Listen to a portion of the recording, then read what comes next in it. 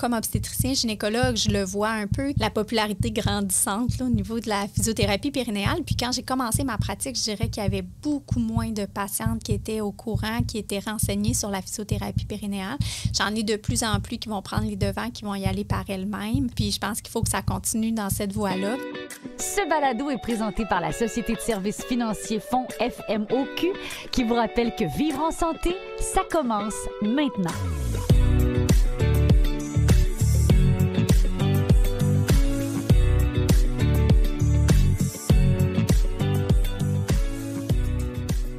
Nous revoici pour un nouvel épisode du balado Santé sans rendez-vous de la Faculté de médecine de l'Université Laval pour parler d'un sujet aujourd'hui qui m'a touchée et qui est encore, somme toute, récent en moi, qui a généré évidemment beaucoup d'émotions et beaucoup de changements dans ma vie. En l'occurrence, l'accouchement et le périnée. Quelle belle expérience! Et bien, pour nous en parler, je suis très contente de les recevoir aujourd'hui.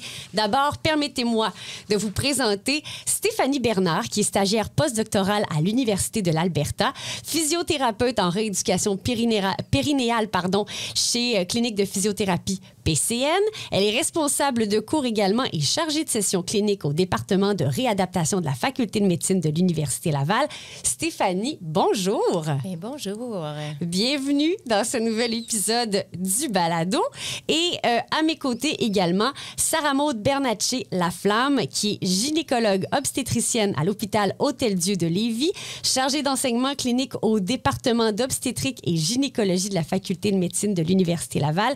Et elle est également endocrinologue à la reproduction. Docteur Laflamme, bienvenue. Merci beaucoup, bonjour. Je veux discuter avec vous, évidemment, de tout ce qui a trait au périnée, à l'accouchement, à la préparation, au postpartum également. Mais d'abord et avant tout, je veux connaître la raison pour laquelle vous avez choisi votre domaine professionnel. On va commencer avec Stéphanie. Oui, merci. Eh bien, c'est certain que c'est pas tous les physiothérapeutes qui s'intéressent à ce domaine-là. Quand on pense physiothérapeute, on pense médecine du sport, on pense j'ai mal au dos, je vais aller voir mon physio. Donc, aller voir son physio du périnée, c'est quand même une pratique qui est peut-être moins commune, mais je dirais qui fait de plus en plus d'adeptes. Pour ma part, j'ai fait mes études à l'Université McGill il y a de cela une bonne vingtaine d'années. Et puis, j'avais la chance d'avoir une enseignante qui venait nous présenter le sujet. Et pour moi, ça a été vraiment un coup de cœur. Là, je me suis immédiatement vue dans ce métier-là. J'ai terminé ma formation de physiothérapeute. Je suis allée chercher les cours et j'ai commencé ma pratique là, tout de suite. Là, la santé des femmes, ça a été un coup de cœur. Et ça fait combien de temps que cette spécialité-là existe ou du moins est reconnue? Vous dites que, bon, vous avez fait vos études il y a de cela 20 ans, c'est une vingtaine d'années. Ça fait-tu vraiment plus longtemps que ça? Il y avait quelques physiothérapeutes dans les années 90. Là, c'était très émergent comme pratique, mais vu le caractère, je pense, très intime de la pratique, ça n'a pas tout de suite fait beaucoup d'adeptes. Mais dans les années 2000, c'est là où on a vraiment vu une effervescence. Là, les données de recherche venaient appuyer grandement ce travail-là, l'efficacité de la réadaptation. Et puis là, à partir de 2010, ça a vraiment été exponentiel. Avec les formations plus avancées, on a vu vraiment un intérêt se développer. Et là, je pense qu'on est plus de 500 physiothérapeutes au Québec à avoir cette pratique. Donc, il y a eu vraiment une montée exponentielle là, pour cette pratique-là. Docteur Laflamme? Ben moi, dès ma médecine, là, j'ai toujours aimé le côté bébé, grossesse, depuis toujours. Puis quand j'ai commencé ma médecine, je pensais plus aller vers la pédiatrie. Finalement, bon, j'aimais beaucoup tout le côté accouchement et tout ça, mais j'aimais aussi, parce que pour les accouchements, il y a actuellement aussi les médecins de famille qui vont faire des accouchements. Et j'aimais beaucoup le volet chirurgical qui m'amenait plus avec la gynécologie. Fait que je trouvais qu'il y avait beaucoup de diversité au niveau de la pratique, autant médicale que chirurgicale. Fait que c'est vraiment ça qui m'a apporté vers la gynécologie obstétrique. Dans mon cas, j'ai un membre de ma famille qui est physiothérapeute spécialisé en rééducation périnéale. Donc, pour moi, ça fait plus de 10 ans, presque 15 ans maintenant que je sais que cette spécialité-là en physiothérapie existe. Et c'était clair que moi, lorsque je tombais enceinte, j'allais prendre rendez-vous avec ma belle-sœur, bon, pour ne pas la nommer, pour justement me préparer à mon accouchement et la suite également. Mais quand je parlais de cette spécialité-là, de la physiothérapie aux gens de mon entourage, les gens étaient comme « en rééducation quoi? » J'ai comme l'impression que c'est pas si connu que ça. Et pourtant, je veux dire, en tout cas, moi, ça a changé ma vie là, de pouvoir être suivie par une physiothérapeute spécialisée en rééducation périnéale. Quand on parle justement de cette spécialité-là, on parle de quoi? Ah, bonne question, parce que c'est vrai qu'on est un peu méconnu, puis je pense que la raison, c'est pour le type de problème qu'on traite. Hein. Si on voit un physiothérapeute en rééducation périnéale, eh bien, on va voir un physiothérapeute qui a une formation supplémentaire pour évaluer le plancher pelvien, donc les muscles qui se situent au niveau du bassin. C'est des muscles qui favorisent la continence urinaire, la fonction sexuelle, la continence fécale. Donc, c'est certainement des problèmes que peut-être on n'a pas le goût de parler à notre voisin ou même parfois même des amis très proches parce qu'on s'en va dans l'intimité. Mm-hmm. Donc, c'est une spécialité où le physiothérapeute développe des habiletés, développe une expertise pour prévenir ces problèmes-là, pour les traiter.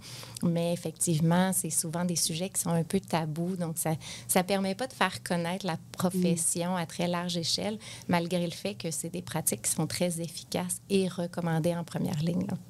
Et j'ai l'impression aussi que quand j'en entendais parler autour de moi, les gens savaient que ça se pouvait après l'accouchement, mais en amont, en préparation à l'accouchement, on dirait que ça, c'est encore moins connu. Ça se peut-tu?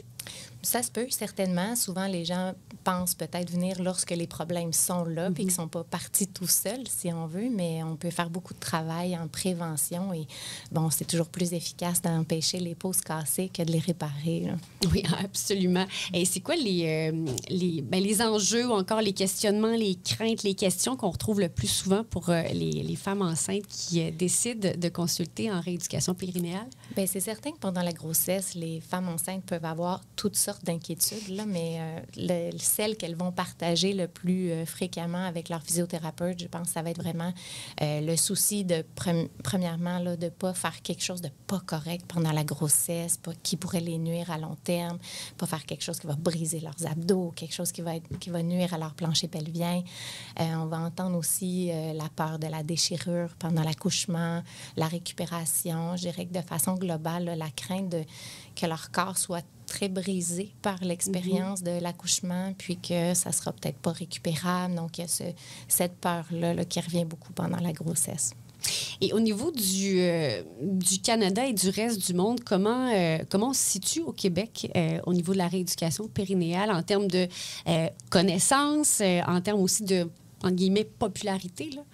Ah, bien, on est chanceux au Québec parce qu'on est vraiment très bien desservi en physiothérapie, rééducation périnéale. J'irais jusqu'à dire qu'on est des leaders mondiaux. De par le fait qu'on a des chercheurs qui sont, dans le fond, vraiment bien implantés à l'échelle internationale. Donc, ça fait qu'on a des formations très avancées, des formations de grande qualité.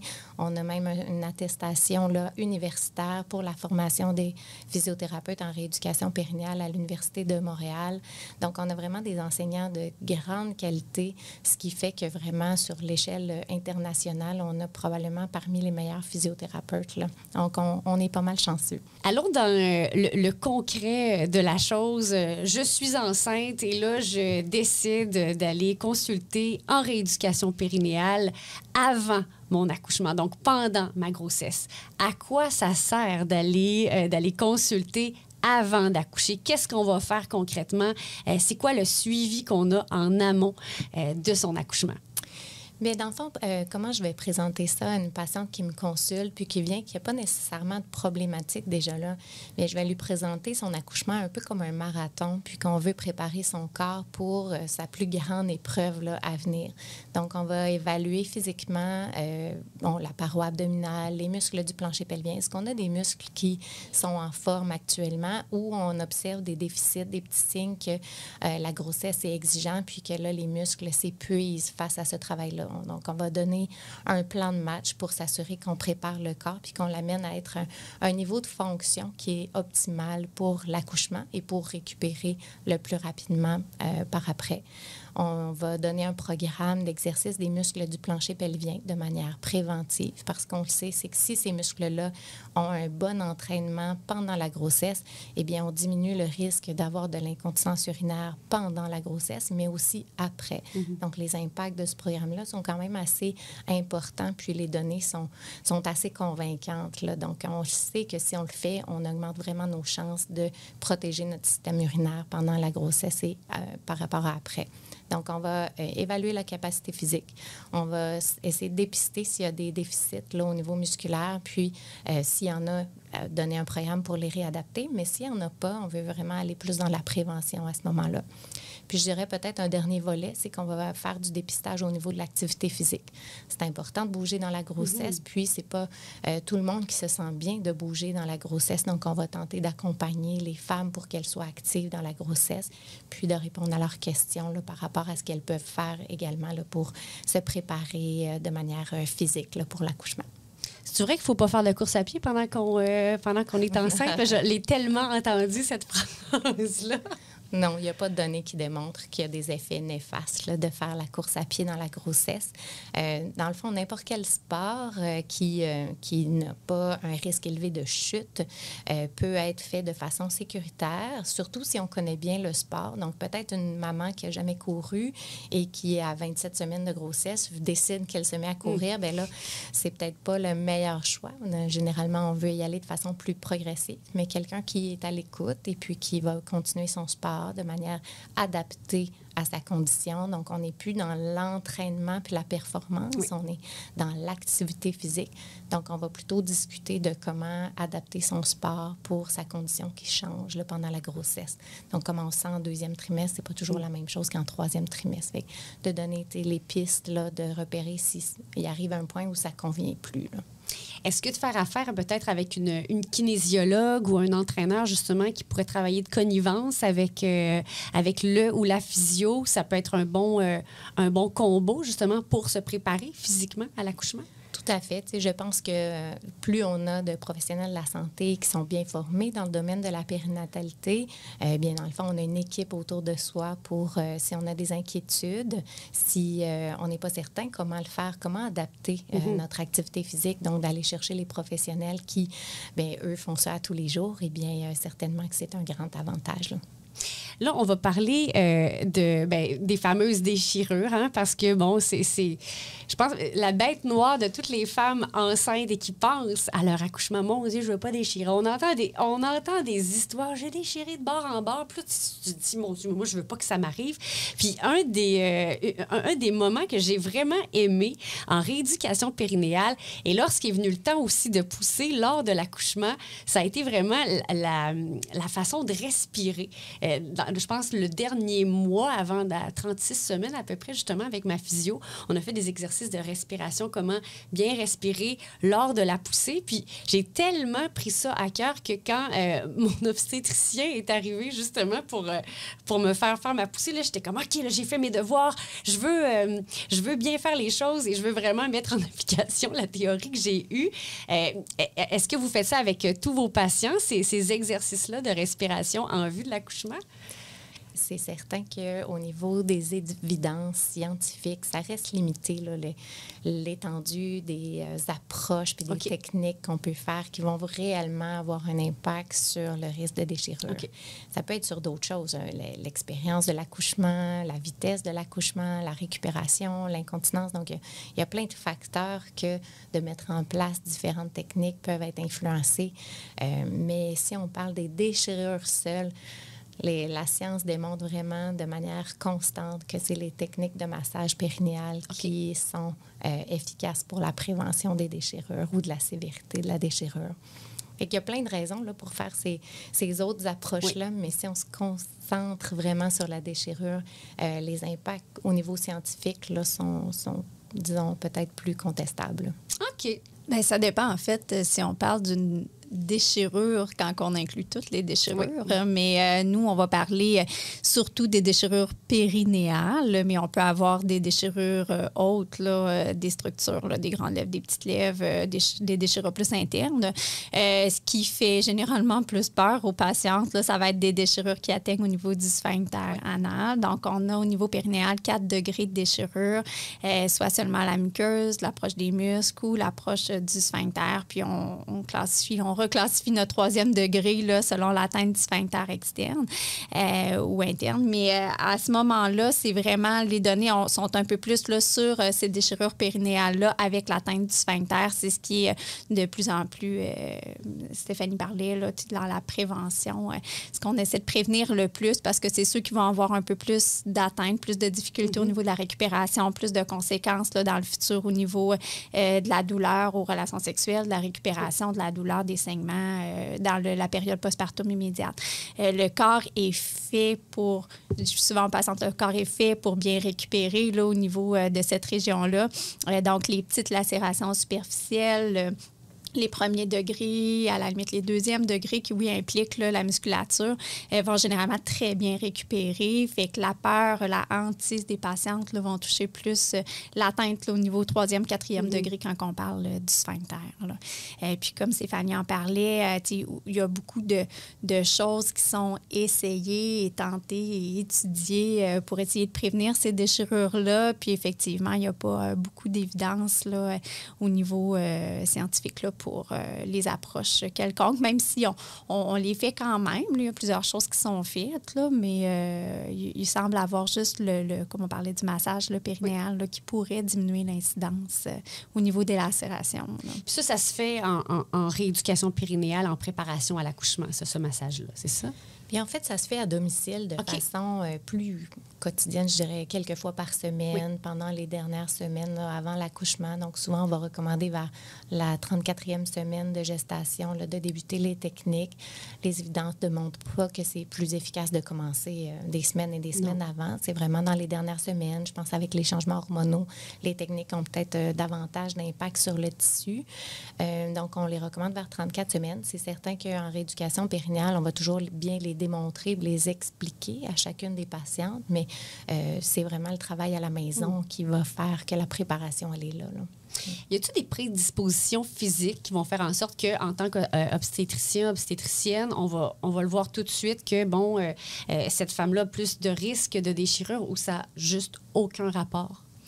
Non, bien, il y a les facteurs de risque au niveau du bébé, de l'accouchement. Bon, quand on parle de macrosomie, les bébés d'un certain poids qui vont avoir un impact. L'instrumentation aussi peut avoir un impact qu'on va discuter peut-être tout à l'heure. Ça peut, c'est sûr, ça va faire partie des facteurs de risque, mais oui, les gens n'ont pas tous les mêmes tissus. Là. C'est sûr qu'il y a au départ, oui, il y a une prédisposition quelconque là, au niveau de l'élasticité des tissus, de la longueur aussi au niveau du périnée. Là, les gens n'ont pas toutes la même longueur au niveau du périnée, donc plus de tissu, plus de place. Fait que c'est sûr que ça a un impact aussi. Mais est-ce qu'on peut vraiment prédire, savoir? On peut avoir une idée d'eux, mais c'est sûr qu'on ne le sait pas là, tant qu'on n'est pas dans les dernières minutes là, avant la naissance. Là. Puis, y a-t-il des contextes de quelqu'un qui est plus en forme a moins de chances que ça arrive ou quelqu'un qui est plus en forme physiquement? Ça a-tu un lien? Est-ce qu'on peut faire un lien avec la forme physique ou même pas? Non. Moi, pas à ma connaissance. Là, je connais pas toutes les évidences scientifiques là-dessus, mais j'ai jamais rien vu là, à cet égard-là. Toutefois, on entend, je sais pas si c'est un peu ça aussi à laquelle vous voulez faire référence, mais on entend souvent le fait aussi, les personnes très en forme sont très musclées, le plancher pelvien ne sera pas assez élastique, il faut pas faire d'exercice des muscles du plancher pelvien. On entend souvent ce mythe-là qui est, dans le fond, pas du tout soutenu là, par les évidences. Donc, c'est pas parce qu'on a une bonne musculature puis qu'on est en forme que nécessairement le plancher pelvien n'aura pas la souplesse nécessaire lors de l'accouchement. Là. Donc, ça, c'est un mythe qu'on entend souvent, mais qui n'est pas soutenu là, scientifiquement. Je l'avais entendu. Oui. Hein? Ça me rassure. Docteur Laflamme, vous parliez d'épisiotomie.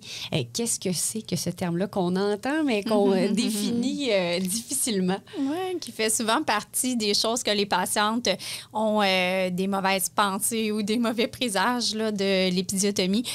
L'épisiotomie, jadis, il y a plusieurs années, était faite là, de façon on appelle une épisiotomie médiane, donc une coupure littéralement là, entre le vagin et l'anus pour laisser de l'espace pour la sortie du bébé.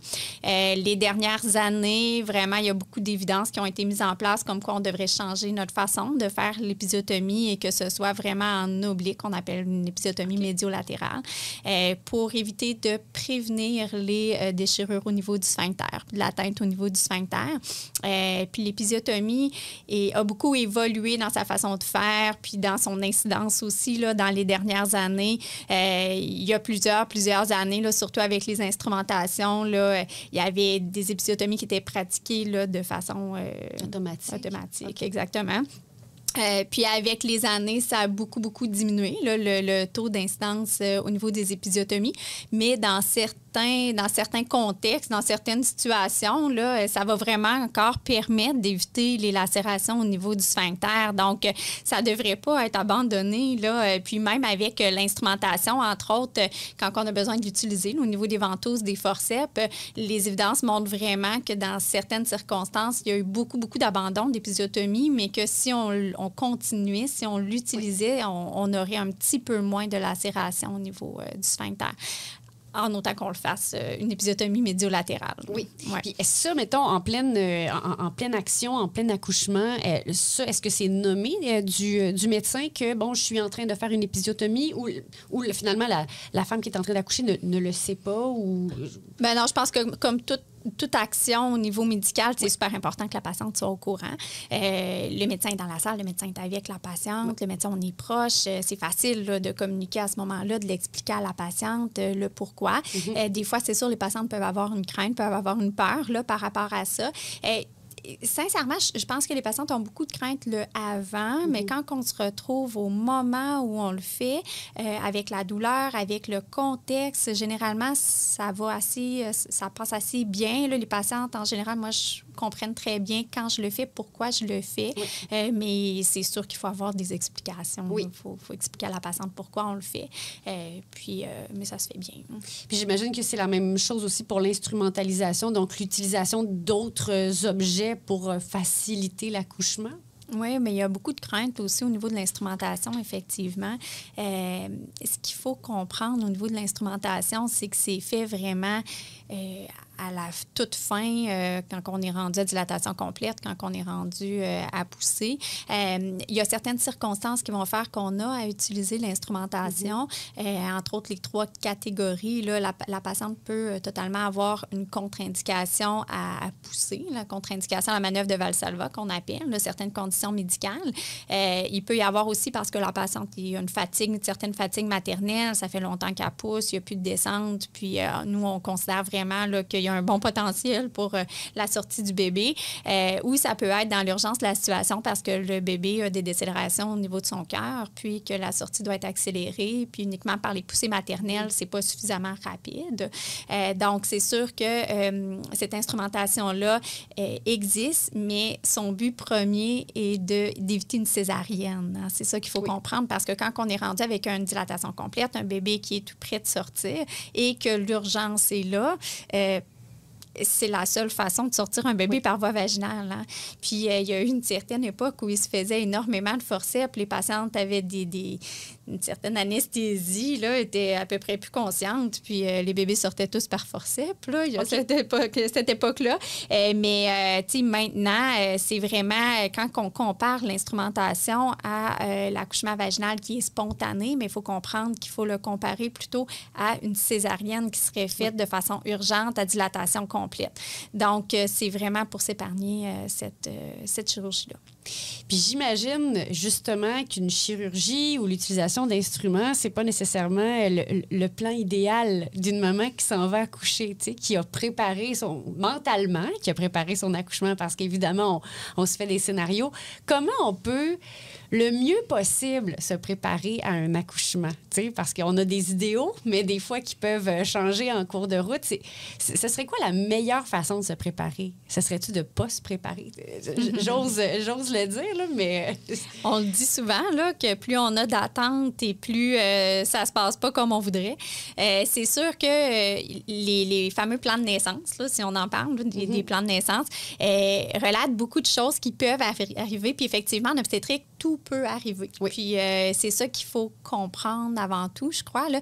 La préparation à l'accouchement est super importante à plusieurs niveaux. On parlait du niveau physique, on parlait du niveau de la musculature, au niveau de comprendre qu'est-ce qui peut arriver, mais de comprendre aussi tous les aspects de qu'est-ce qui peut se passer, comment ça peut finir, c'est quoi les possibilités, l'instrument en fait partie, la césarienne en fait partie, hein, parce que les césariennes, c'est quand même très, chez les gens, les primipares qu'on appelle, donc les premières grossesses actuellement, le taux de césarienne ici est presque 25 à 30 Ah oui? Fait il faut se préparer mentalement à l'idée que ça peut arriver, puis si ça arrive, ça peut arriver, qu'on a le temps d'en parler tranquillement parce que le bébé va bien, mais ça peut arriver rapidement, qu'on est un petit peu plus pressé par le temps là, pour expliquer la situation. Donc, la préparation à l'accouchement, c'est super vaste. Ça passe par comprendre qu'est-ce qui peut arriver, comprendre qu'est-ce qui peut... savoir à quoi s'attendre. Ça passe aussi par l'exercice physique, la préparation du corps. Puis, il y a le côté mental. Mais effectivement, c'est sûr que les patientes... devraient-elles avoir des attentes ou non? C'est difficile. Je pense qu'il ne faut pas trop avoir d'attentes en obstétrique. Je dis toujours aux patientes, on ne sait pas qu'est-ce qui arrive en obstétrique. On ne peut jamais prévoir. On peut avoir une idée de quelque chose, mais ça peut toujours tourner d'une autre façon. Fait qu'effectivement, il faut être ouvert. Il faut avoir l'esprit ouvert pour les accouchements. J'ai quelques fois entendu... J'ai écouté beaucoup de récits d'accouchement. Moi, je suis une genre de passionnée de ça. Là, puis j'ai entendu beaucoup l'histoire de mon plan de naissance. Il est resté dans mon sac et dans ma valise. Finalement, je ne l'ai jamais sorti. Puis c'est allé... on a fait ça go with the flow. Puis finalement, tu sais, ce sont de super beaux récits malgré le fait que le plan n'a pas nécessairement été respecté selon ce qui avait été imaginé durant la grossesse. J'entends parler de césarienne. Est-ce que ça se peut que la femme veuille avoir absolument une césarienne, que pour elle, accoucher de manière vaginale, ça ne l'intéresse pas, tout simplement, pour des raisons X? Ça se peut-tu, ça, vouloir une césarienne d'entrée de jeu? Oui, des césariennes sur demande.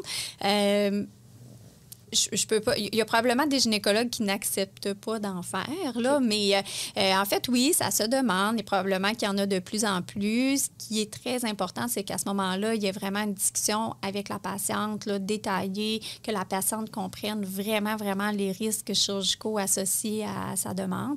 Généralement, nous, dans notre pratique, là, on va faire rencontrer la patiente par un autre gynécologue pour qu'il y ait vraiment 2 discussions séparément avec 2 médecins pour avoir discuter, mais il faut vraiment, vraiment bien comprendre là, l'ensemble des risques à faire une césarienne d'emblée là, pour cette patiente-là. Moi, je me suis longtemps entêtée à vouloir accoucher sans avoir accès à la péridurale. Et bon, finalement, c'est pas ça qui est arrivé. Fait que moi aussi, mon plan de naissance a changé en cours de route. Puis une des questions que je me posais en me disant, bon, mettons que finalement, je décide de prendre l'épidurale, est-ce que je vais moins bien pousser? Est-ce que mon corps va être plus affecté étant donné que je ne le sens pas? Ça pourrait-tu affecter justement mon périnée? Y a-t-il un mythe? Y a-t-il des vrais ou faux par rapport à ça? Est-ce que d'accoucher de manière complètement naturelle ou avec l'épidurale, ça change quelque chose? Bien, ça, c'est une bonne question quand même parce que si on regarde ce qui existe vraiment dans les données scientifiques, on regarde, par exemple, des accouchements avec différentes positions, est-ce que ça va avoir des incidences? Puis ça peut avoir des incidences sur des facteurs très différents. Et une position va faire que la descente du bébé est plus rapide, mais ça va avoir plus de trauma au niveau des muscles du plancher pelvien. Donc, il y a toujours comme 2 côtés à la médaille, peu importe ce qui se passe. Dans le fond, une des choses qu'on essaie le plus possible, je pense, de favoriser, c'est un accouchement qui, si possible, reste mobile, où la personne, je pense, reste en contrôle de ses moyens, peut sentir un peu ce qui se passe. Puis, avec les années, c'est certain qu'au niveau de l'anesthésie, c'est beaucoup plus précis. Donc, on voit moins ça. Je pense les femmes qui sont gelées du diaphragme jusqu'au bout des orteils. Là, donc, ça leur permet quand même de garder un certain contrôle sur la situation puis de pouvoir vivre l'accouchement vaginal tel que souhaité. Là. Fait que je pense qu'il reste un petit peu plus en contrôle là, de ce qui se passe. Là. Continuons vers la suite des choses lorsque l'accouchement est fait. Petite parenthèse, OK, docteur Laflamme. Moi, je me rappelle quand j'ai accouché, l'obstétricien qui était là, il était tellement passionné, puis il avait tellement l'air de vouloir que je vive l'expérience avec lui. Il m'a dit, ouvre les yeux, tiens, elle arrive. Puis là, j'étais comme super excitée parce que moi, je poussais avec les yeux fermés, j'étais vraiment concentrée. Je veux avoir votre feeling lorsque le bébé arrive, là, peu importe l'accouchement. Est-ce que vous avez un sentiment de fierté ou d'accomplissement dans, justement, là, dans vos fonctions, finalement, d'obstétricienne? Oui, bien, l'obstétrique, c'est sûr que c'est beau, hein? On dit souvent, l'obstétrique, c'est souvent beau, mais quand ça va mal, ça va vraiment mal. Ouais. Mais oui, c'est certain que c'est un beau moment qui fait partie de la médecine. Nous, souvent, il y a beaucoup de gens malades, tout ça. Puis bon, ben nous, on a quand même une grosse partie de l'obstétrique où les gens sont en bonne santé, où on a des beaux petits bébés tout en forme. Fait que oui, effectivement, c'est sûr, à chaque naissance, c'est encore beau, même si on en a fait plusieurs milliers, là, c'est encore beau à chaque fois, effectivement. Puis on veut que les patientes vivent bien leur naissance aussi. C'est très, très bon. En tout cas, moi, c'est une expérience que j'ai tellement bien vécue. Puis, justement, grâce au médecin qui m'a accouchée, puis aussi à la physio qui m'a suivie avant et après, là, j'ai vraiment adoré mon expérience. Fait que j'espère que c'est comme ça pour, en tout cas, la plupart de vos patients et vous, en tant que médecin aussi, de donner naissance à autant d'enfants. Poursuivons, après l'accouchement, justement, le postpartum, parce que ça fait vraiment partie du processus. Hein? C'est pas parce qu'on a accouché que là, hop, notre corps reprend sa forme, mais pas pantoute.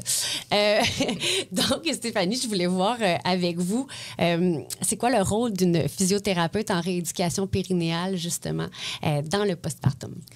Donc, c'est certain que lorsqu'on voit nos patientes en postpartum, bien, on veut vraiment réévaluer où elles en sont, quelle est l'étendue des dommages, si on veut, ou peut-être qu'il n'y en a pas. Mais une chose est certaine, qu'on ait une césarienne ou un accouchement vaginal, tout le monde a été enceinte. Puis, juste ça, le poids du bébé, le long marathon de la grossesse, ça laisse quand même certains impacts sur la musculature. Puis, on voit quand même dans les études que le plancher pelvien, si on ne fait rien, un an après, il va rester avec des déficits qui ressemblent à... si on regarde au niveau de l'endurance, la force, qui sont quand même assez importants. Là, il va récupérer peut-être spontanément environ 50 de sa capacité musculaire. C'est pas beaucoup quand même. Donc, on a un rôle, je pense, important à s'assurer qu'on encourage les gens à faire leur récupération musculaire.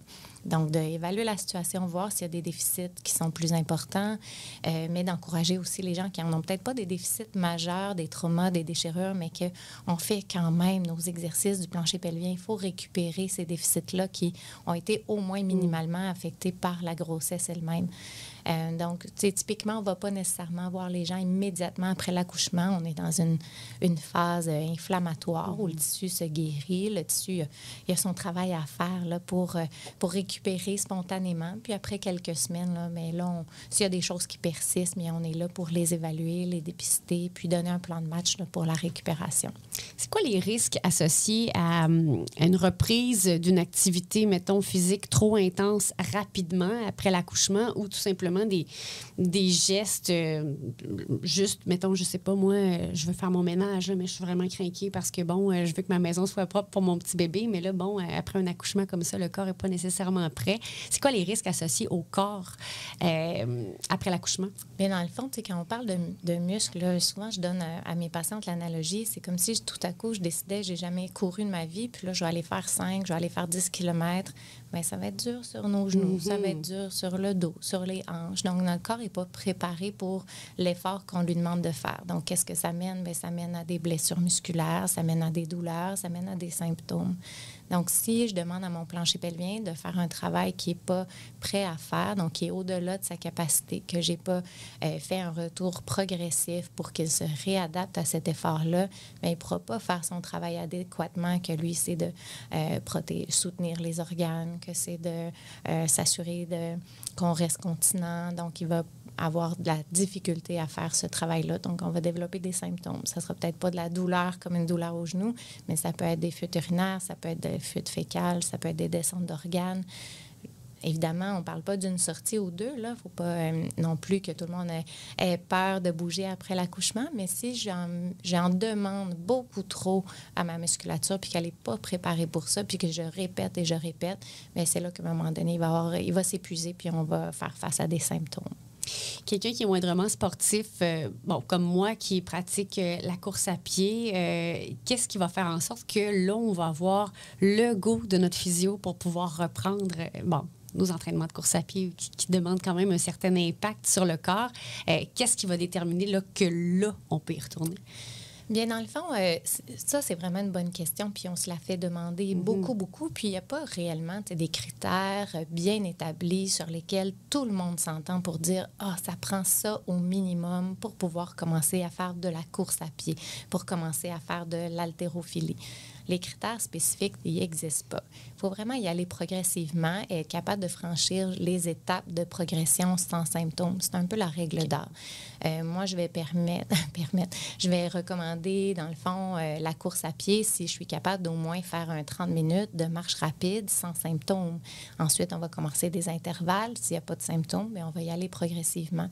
Donc, c'est de s'écouter, c'est d'aller progressivement et, bien entendu, de faire nos exercices des muscles du plancher pelvien parce qu'on le sait qu'après la grossesse, ils ont un déficit certain qui peut être plus grand suite à l'accouchement, mais minimalement, il y a un déficit associé à la grossesse. Donc, il faut y aller progressif pour qu'ils puissent s'adapter à la course à pied ou à ces autres efforts-là. Je ne peux pas demander à mon plancher pelvien d'être capable de courir si je ne le fais pas courir. Donc, il faut qu'ils apprennent à travers l'activité. Puis la clé, c'est vraiment la progression, puis l'écoute des symptômes, là.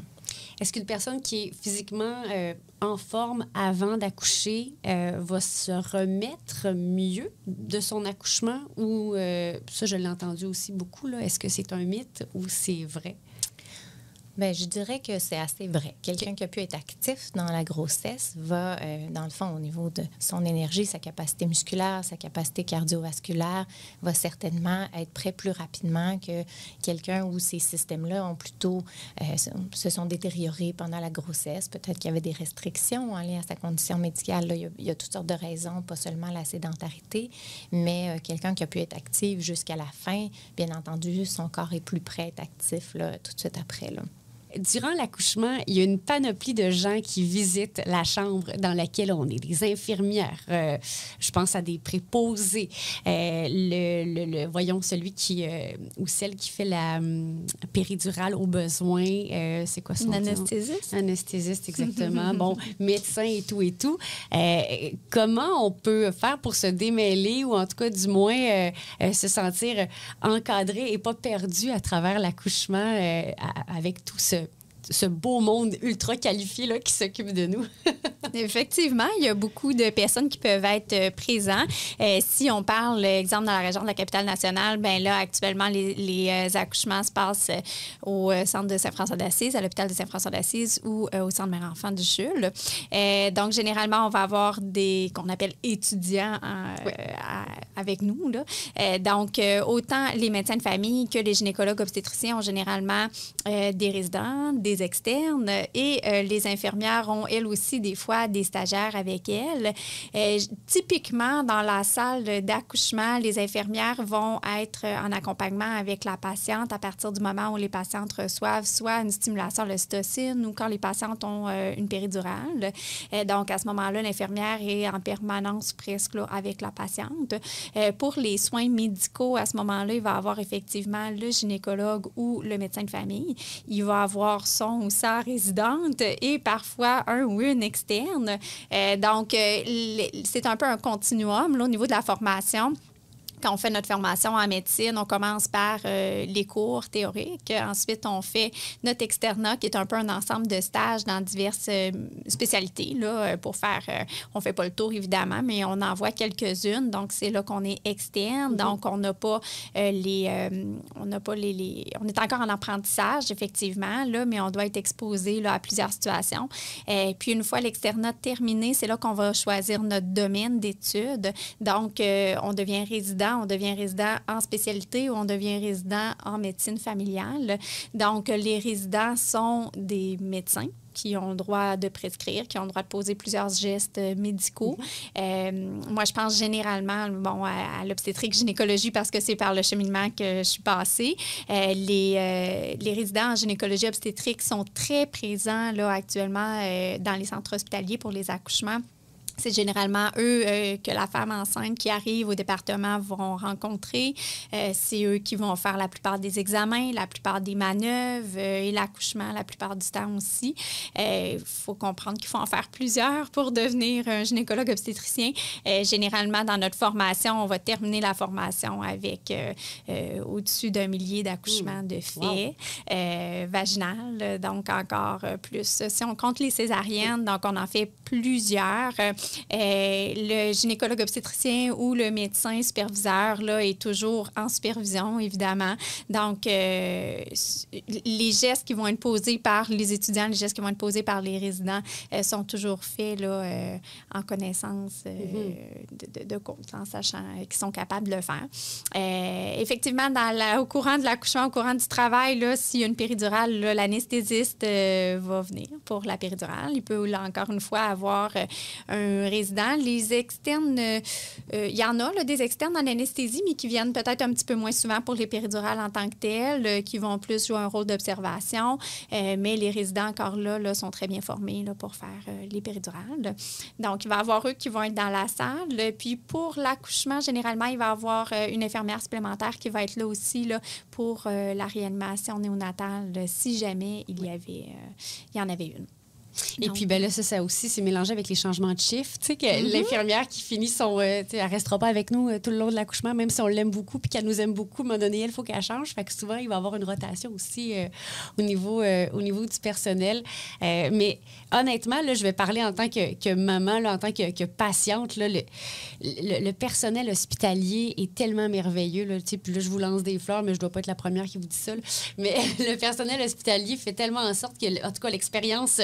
malgré les craintes qu'on peut avoir, malgré toutes les petites questions, là, se fait en tout cas beaucoup plus facilement que ce à quoi on s'imagine. Et là, il y a une question qui me trotte en tête depuis toujours. Est-ce qu'on dit épidurale ou on dit péridurale? Les deux termes sont acceptables. D'accord. Ça, je me demandais s'il n'y en avait pas un qui était plus tiré de l'anglophone ou... Ah, peut-être, j'avoue. Hein, moi, je n'ai pas une réponse d'anesthésiste, mais les deux termes signifient la même chose. En fait, l'injection se fait au pourtour de la dure mère, donc péridurale. OK, d'accord. Et puis là, je vous pose la question, je ne sais pas si vous êtes mère de famille ou en tant que professionnelle, diriez-vous qu'une chambre privée à l'hôpital, avoir sa chambre à soi, au lieu de la partager peut-être avec une autre famille qui vit un accouchement, est-ce que c'est un luxe ou ce serait nécessaire? Ou le conseil que vous auriez à donner, selon vous, en tant que mère ou en tant que professionnelle? Parce que je ne sais pas si vous avez des enfants. C'est une bonne question. On a des enfants tous les deux. En fait... Bien, ça dépend de chaque personne, là, comment on le vit. C'est sûr que les séjours hospitaliers ont beaucoup diminué avec les années, avec l'effort de récupération plus rapide aussi. Les patientes qui subissent des césariennes sont mises sur pied là, vraiment plus rapidement. Oui. On fait des efforts pour les faire marcher plus rapidement, les faire récupérer plus rapidement. Donc, avec les accouchements vaginales, généralement, là, les patientes vont quitter l'hôpital après 36 heures. Avec les césariennes, ça va être 36 à 48 heures maximum. Fait que c'est sûr que c'est pas un long séjour hospitalier là, en postpartum. Effectivement, c'est une période où on est très fatigué, personne n'a les mêmes horaires, les bébés mangent souvent, les infirmières sont présentes. Fait que c'est sûr que ça fait beaucoup de va-et-vient dans les chambres là, en postpartum.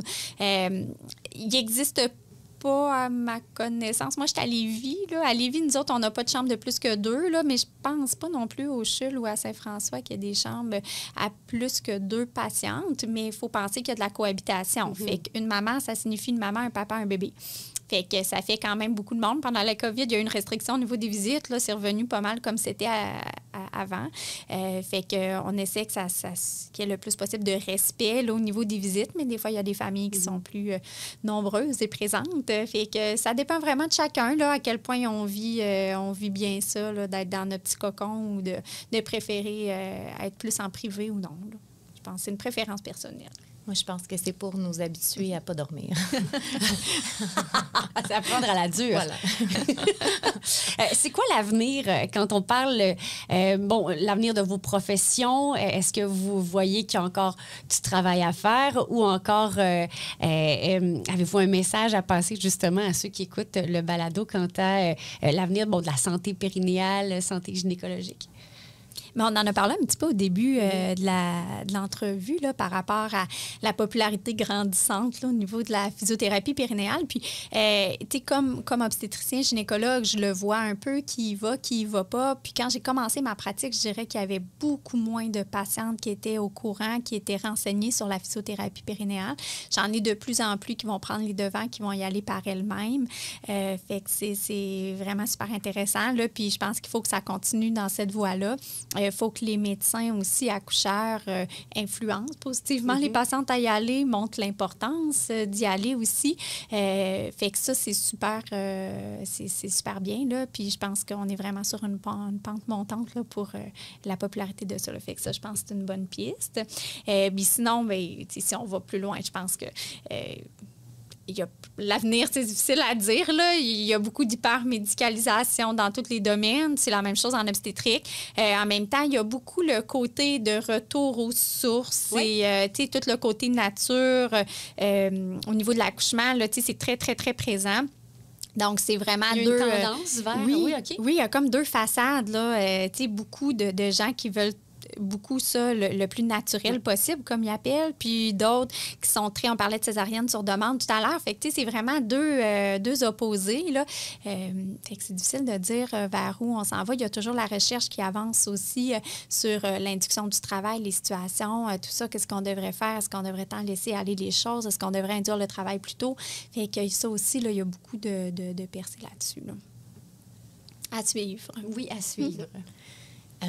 Quand je pense à la physiothérapie, peut-être dans l'avenir, bien, il y a certains, je pense, pays là, à l'échelle internationale qui sont à une place intéressante où le physiothérapeute en rééducation périnéale est vraiment un membre de l'équipe obstétricienne, d'obstétrique.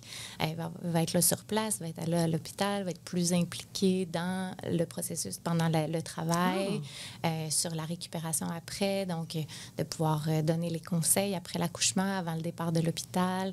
Donc, c'est certain que si je regardais ça de façon optimiste, est-ce que, dans le fond, on pourrait même être plus impliqué plus tôt dans la grossesse, peut-être décharger un peu aussi les infirmières sur certains, quand on parle d'activité physique, de parler, donc de faire du travail de prévention davantage.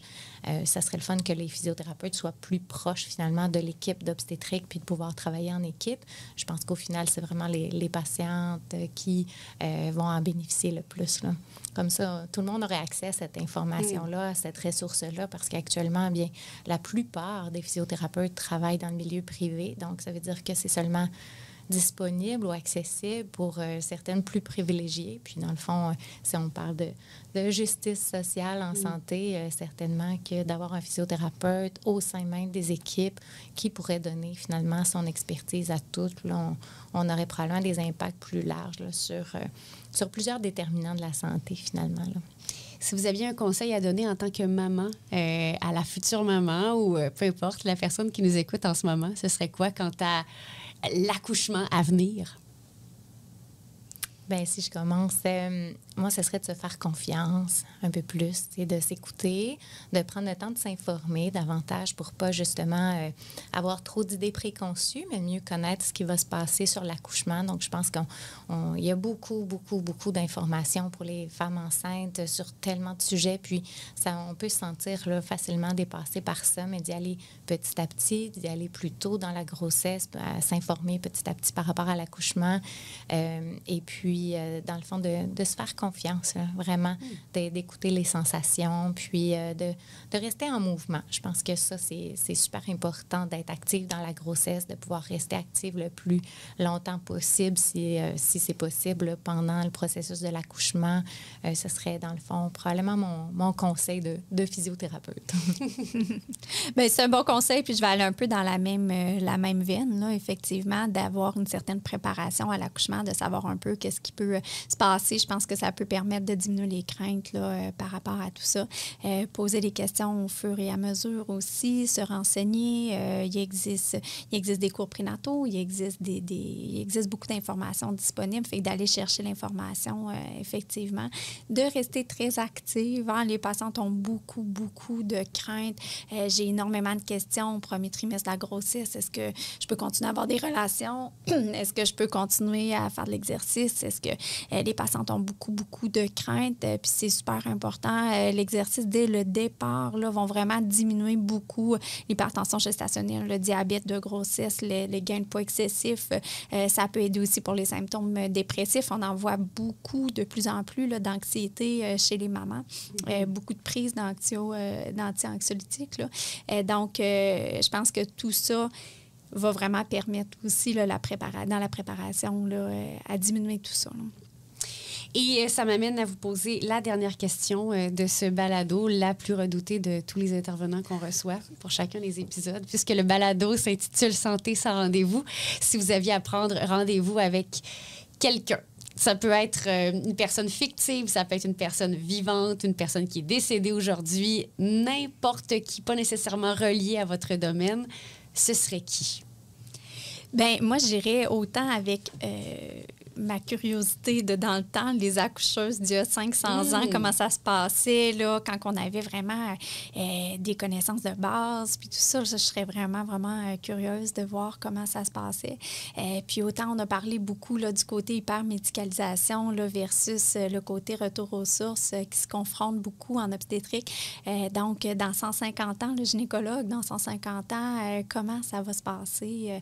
À ce moment-là, est-ce que c'est le côté médical qui va avoir pris le dessus? Est-ce que comment ça va se passer vraiment à ce niveau-là? Parce que l'accouchement va toujours rester l'accouchement. Hein? Donc, ces deux volets-là, je dirais vraiment autant le passé là, que le futur. Là. Super intéressant, j'adore.